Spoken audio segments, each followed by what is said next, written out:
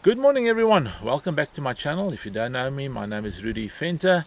I'm a landscape photographer from South Africa, and I'm busy with a series of videos on the Karoo area of South Africa, the semi-desert arid part of our country.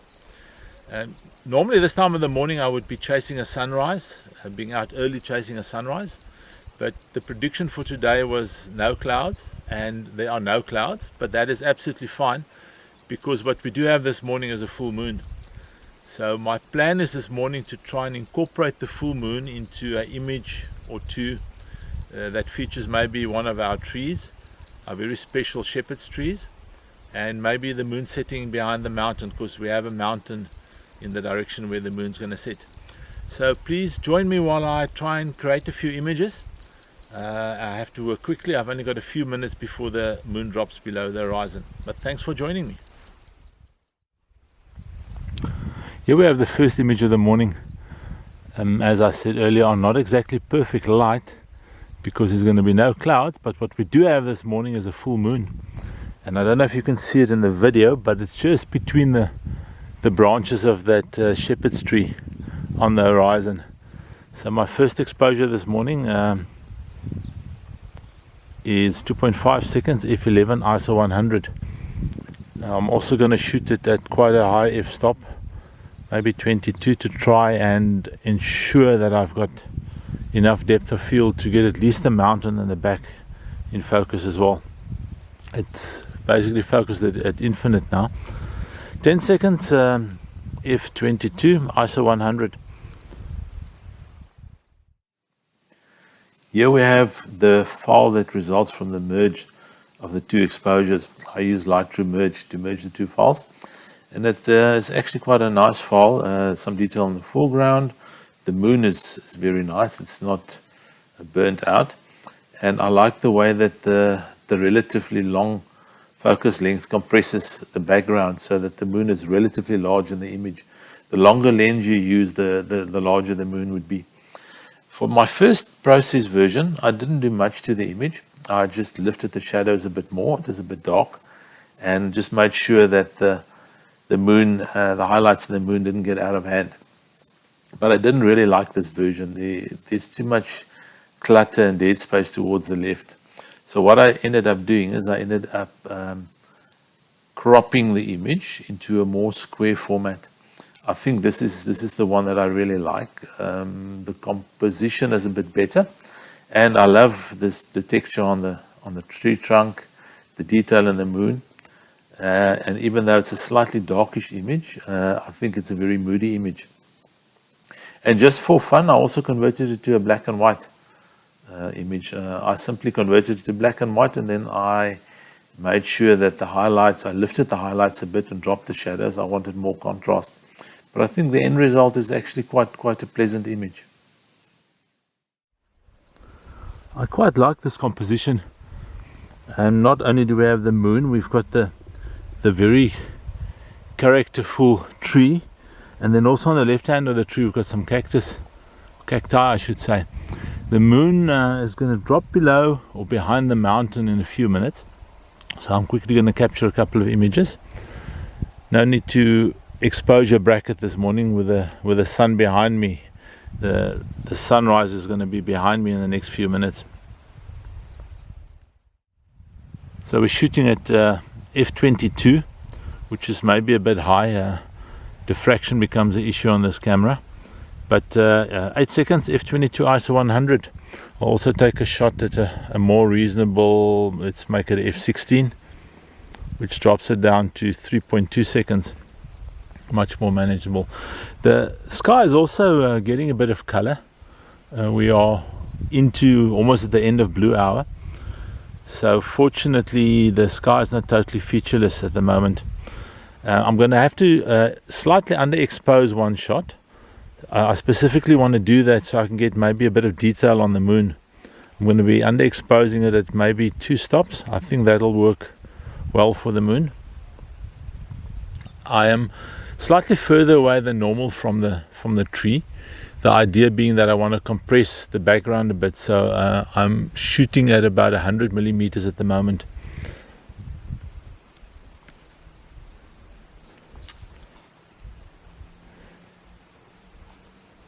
There you can probably see just the moon in focus, 1/10 of a second, f16, but I'm still underexposing by 2 stops, so I'm gonna also overexpose this scene by 1 stop just to get some details in the tree. I love the V that the very rugged tree is making around the moon, and as you can see in the photo, the moon is gonna be below the horizon in the next probably 2 or 3 minutes. The color is also changing nicely now. This shot was done at 220 millimeters. I'm shooting with a Sony 24 to 240 millimeters. Not the sharpest lens in my collection, but it does have, it's very versatile. That's the one thing it has going for it. It's very versatile. At 240 millimeters, unfortunately, it's not the sharpest lens. One of the reasons why I'm stopping right down to f16 as well. First, we have the image here straight out of the camera of the normal exposure, where the tree is exposed correctly, but the moon is exposed, a bit overexposed. Once I've combined these 2 images, a lot of additional detail appeared in the moon. I merged the images in Lightroom, but unfortunately there's still a very bright ring around the moon, which I didn't really like. But I suppose it is realistic. That is the way it looked to the naked eye as well, and it is most likely caused by, I would think, by some moisture in the air. I'm not really crazy about the composition here. I don't like the branch on the top right hand side that disappears out of the frame. Doesn't really work for me, but I'm including the image here just for reference purposes and because it's an interesting image with the moon.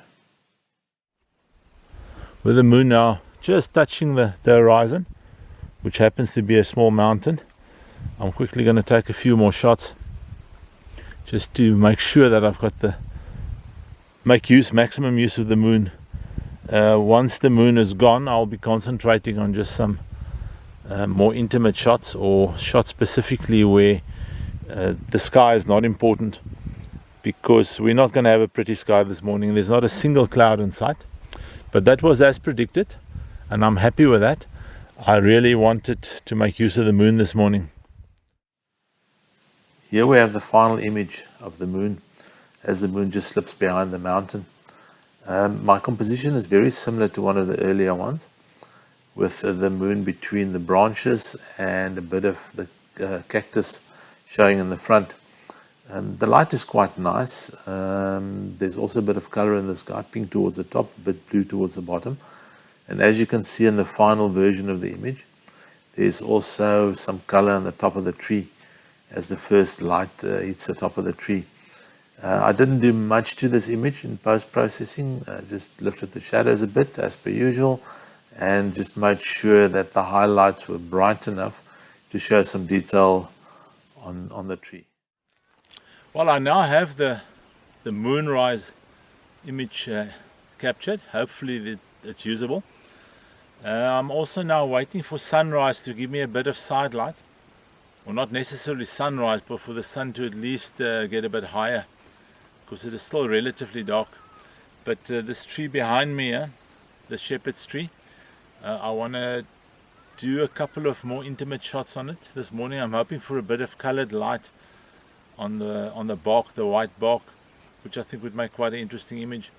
This particular tree is one of a group of about 50 in this immediate area, I would say within a radius of 100 meters, and they're all beautiful. So I'm doing a bit of a study on them, getting to know them, getting to know from which angles they work with the light. I think it's actually quite important that once you've discovered a beautiful area, that you work at different times of the day, different times of the year, different weather patterns, to get to know it intimately. It's very easy to just pass through an area like this and say, oh, this is beautiful, take a few photos and move on. But there's a lot of potential, and you also learn a lot. I've already learned a lot in this area, just to look with different eyes, not just see the normal shot, not just the conventional, oh, that is the iconic shot, now I can move on. Work the area, especially if it's close to you and you can get there relatively often. try and go there. Try and go there on days that are even not perfect for photography in the conventional wisdom. Like today, sunny skies, probably be a beautiful blue sky, but there's still a lot of value in it. And it's also nice just to be out here. I just noticed in the distance, probably I'd be about 200 meters from me, there's a herd of kudu antelope. There's probably about 25 of them, and that is absolutely gorgeous. They're actually standing there on a slight rise, and they're watching me. So I'm going to quickly see if I can show them to you. They really are beautiful. They are all grazing a bit, and I see at least two of them. You can see the huge ears are watching us. I know this is not landscape photography, but I'm just showing you, even though this is a dry, arid area, there's some life there. There's lots of life and some really beautiful animals, and those animals are totally wild. There's nothing that stops them from moving around. There are no real fences in this area. So what they do every night is they move down to the river.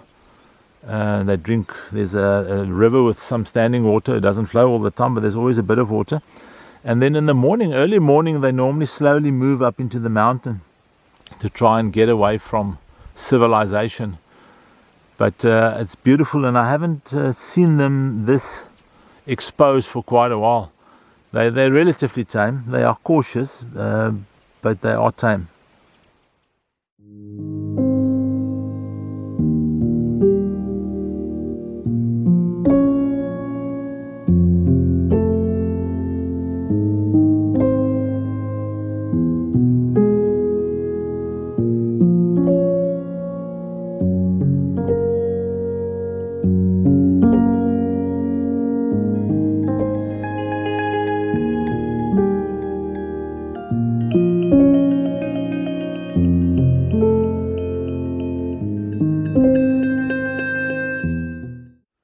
Okay, back to the tree composition after that little interlude with a kudu. As you can see, the sun is now just above the horizon, so it is giving me some beautiful colors on the tree. Unfortunately, the bottom, there's still some shadows on the bottom half of the tree. I can probably lift those shadows in post processing anyway, but I think if the sun rises tiny bit more, most of those shadows will disappear.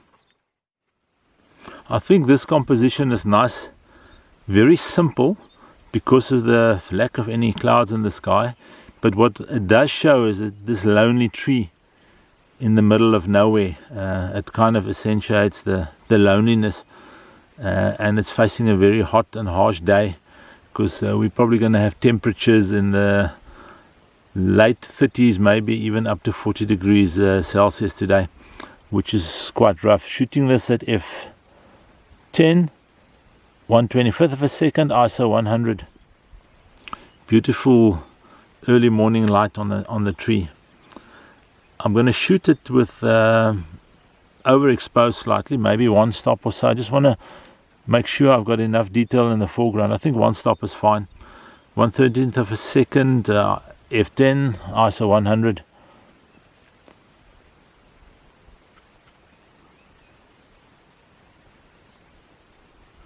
Yes, I think that's pretty useful. Maybe not a portfolio shot, but it'll be usable in the book that I'm working on Karoo trees. Maybe even converted to black and white. I think this particular image will work nicely in black and white. Get the sky quite dark. Even though this is not the ideal angle of the sun for the polarizer, you will actually see the difference as I turn the polarizer in the sky. Look at the top right hand corner, and then on the other side. So I can introduce a bit of extra blue in the sky, probably somewhere around there, just to make the sky, the blue in the sky, a bit more intense. I'll shoot it as a normal exposure, 1/30 of a second, f10, ISO 100, and maybe slightly zoomed out as well. I don't like the tree being that close to the top. It might be that in post-processing I'll see that this polarization effect is a bit too much, but it does help to kind of frame the tree in its loneliness here on the little hill. I've now moved slightly around the tree towards the left of the previous image to try and get the sun more from the side and not so much from behind me. It also helps with the polarizer. You can see that the effect of the polarizer is now far more pronounced, but I just want to enhance the blue of the sky a bit like this. I'm not totally happy with the composition, but again, there's not much space here, so I've got to be careful that I don't include too many ugly bushes on the side. This will be 1/25 of a second f10 ISO 100, and then I'll get a slightly more zoomed in version as well to try and capture as much detail as possible on the tree, the trunk of the tree. I'll probably end up doing a few more intimate crops on this particular image as well, just to show the bark detail. Quite pretty. That's 17 millimeters and that's 40 millimeters. I think roughly round about there would be the normal landscape shot, which is 28 millimeters. Here we have the final two images of the day. The first one, showing you the raw first as usual, is just the last bit of light that I managed to capture as blue hour changed or evaporated, and the horizon started lighting up with a more normal day orangey color. Nothing special about this composition. I actually think there's far too much space on the right hand side of the image. I then changed position slightly and recomposed, and I think I prefer this composition much more. And not much that I did to this composition other than the normal lifting of the shadows, making sure the highlights are fine, and I cropped it a bit into a slightly different format. And then finally you will see the black and white version of this, which I quite like. I actually took this image specifically with the idea that I will convert it into black and white for my black and white collection. Well, everyone, thanks for joining me again. I think this is it for this morning. The sun is now getting quite high and the light's getting harsh. But thanks for joining me for the slightly different shoot. Not the normal sunrise, beautiful sky, lots of clouds. But we did have a moonset between branches, which I think has some potential. And then I think the nice surprise of the kudu. It's nice to see them like this in nature. They're roaming free here. They don't belong to anybody. They're not contained by any fences. They'll jump a fence anyway. Unless the fence is at least 4 meters high, they will just jump over it anyway. But it's nice to see them in their natural environment like this. Thanks for watching. Thanks for watching other videos. Thanks for your comments. If you have anything that you would like to ask me, please do so in the comments below. I will also list my website where you can buy prints and other merchandise of the images of this video and other videos as well. If you like what you see, give it a thumbs up please, and you can also subscribe to my channel if you want to. Then you'll be notified of any future videos. I'm trying to release these videos on a regular basis. Thanks for joining. Have a nice day. Be safe.